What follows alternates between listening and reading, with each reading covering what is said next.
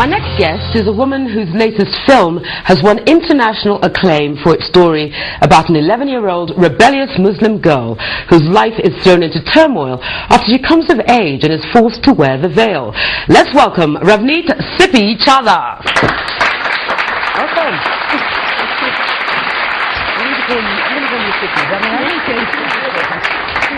Welcome to the show. Thank you. Take a seat. Thank you. Now, your latest film, Sabira, was really well received internationally. Tell us about it.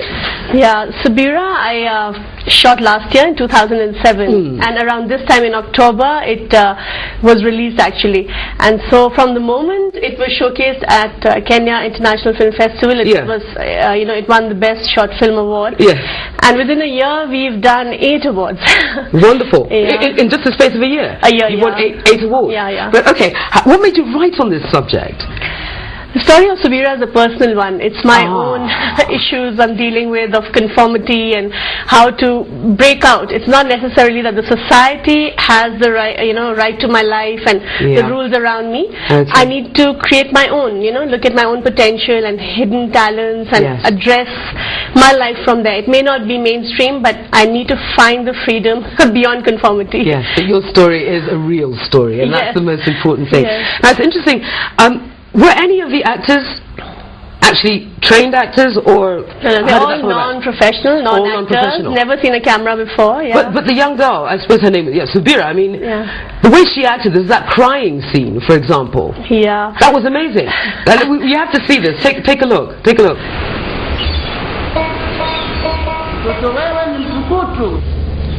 Weka akili yako kwenye kazi.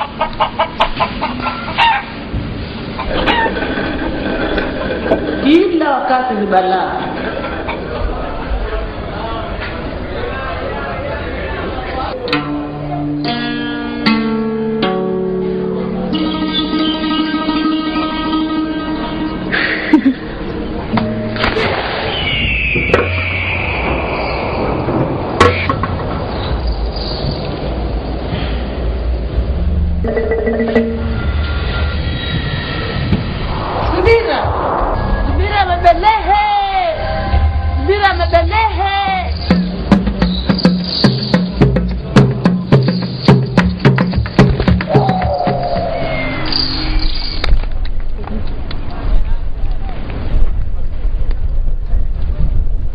Jo hapa. Mwangalieni jinsi alivyo. Mwangalie mpaka leo. Mambo ya bibie yale kumcherekeza. Utafanya nini mtoto huyu? Lazima uwe mkweli binafsi. Japokuwa watu watakusema.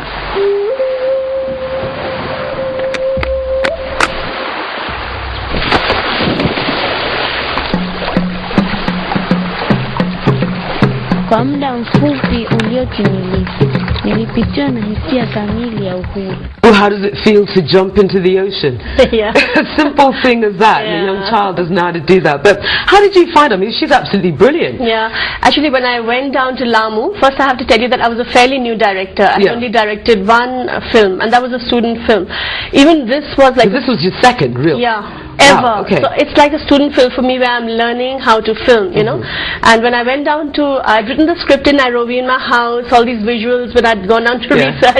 But when I actually got there, the logistics of finding cast, and I thought, okay, I'll have auditions. There are no auditions, there are no theatres. They're very conservative. And mine was about 3 women, you know, and the women are not allowed out of the house, literally like this. So it was a problem, and I got in touch with the museum curator who had helped me earlier on, and he said, you know, these 2 girls, I know them personally, and they could act for you. So for the role of Sabira, I had the option of 2 girls, and that's it. So we kept both of them, and we rehearsed them, and then Sabira was a naughtier one, you know, and the energy was all over the film, so I thought, okay, she's the one. Yeah. She certainly was. Yeah. So you were just talking a little bit about challenges. You know, as you being a female filmmaker, going to a place that's quite conservative as, you know, Lamu is, what other challenges did you face? Did you come across any others? Yes, many challenges. Oh gosh, tell us about that. Yeah. I mean, for the fact that a woman, I was a director, producer, everything I was, you know, the catering and the production and the makeup and the wardrobe. We were small, the crew was very small, and I was doing most of the stuff. And they just couldn't handle it, that she was at the helm and calling the shots at all times. That you were, you mean? Being a woman, yeah. Yes. And then I had about 4 PAs and, you know, the camera guy.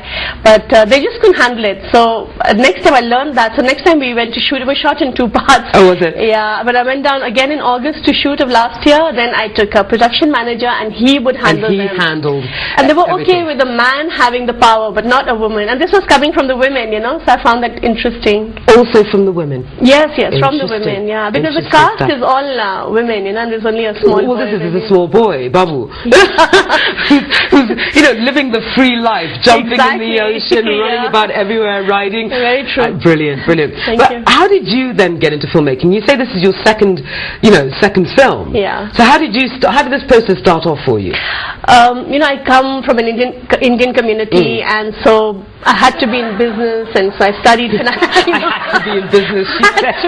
Your entire life is actually laid out before you. From the moment you're born, I feel. Yeah. So I studied business, and I came to Nairobi from India 12 years ago, married my husband, had the kids, you know. Yes. And did everything that you... Exactly. But inside all of it was boiling. I needed to rebel in one big way, you know. Yeah.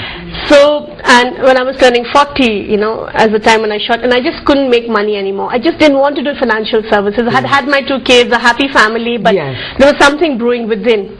And so one day I just quit. I packed all my clients in a suitcase and I just drove to this woman, all of them, my entire office, you know. I just drove to this other woman who wrote the same stuff. And I told her, you can have all of them, just look after them well, and I'm getting into the arts. And of course everyone thought I was mad because there's no film industry here. Yes. And my husband was like, you know, we're not in Bollywood. This is Kenya. There is no. And I said, no, I want to be a filmmaker. So that's how I started. And Subira came very easily to me. I'd get up early in the morning and write from a very, you know, personal space within. It was easy for me to write because it was just so pouring out, ready to pour out, you know. So you're ready for it, hey? Yeah, so ready for it. Then life begins at 40. I'm looking forward to that. I'm looking forward to that.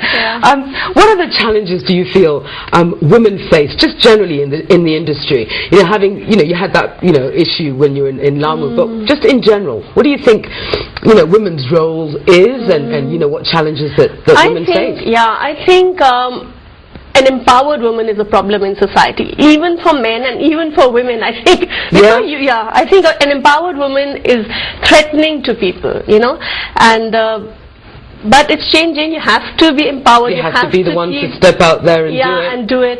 And when you are successful, then it turns around. Then everyone sort of supports you, from your family to others, you know. But I'm a stand for courage, you know, and taking risk. 2 things that are very key to an empowered woman, you know.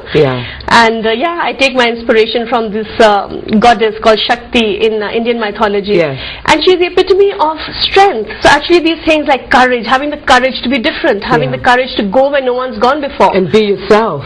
Whether you fail, it's not always success. Subira is hugely successful. I don't know if my next film will be that successful. You know, we're sitting at 8 awards and it worries me, and I think, how am I going to match my own standards? How are you going to match this? But I'm going to do it, and I'm going to take the risk, and I'm going to follow all those, you know, virtues that are going to put me forward. Whether I succeed or not, but I have moved myself forward, I feel, you know? in that way. So life begins at 40, hey? I like that. What would you like to see with regards to filmmaking, you know, in the future? For yourself? I would like to showcase. Now I'm doing the feature film of Subira. Great. And I have slightly ambitious plans of shooting it on 35. You know? Slightly ambitious, is it? And showcasing Kenya on an international level, because I just returned from France where it picked up the last 2 awards. And after the screening, the audiences asked me, but you know, this is not an African film. There were no Africans in the film. But perception. So these are story types, you know. But the Muslim Swahili are African as can get. Yes. So it's nice to be able to showcase and have that strength to do that, a very authentic story about their lives, you know.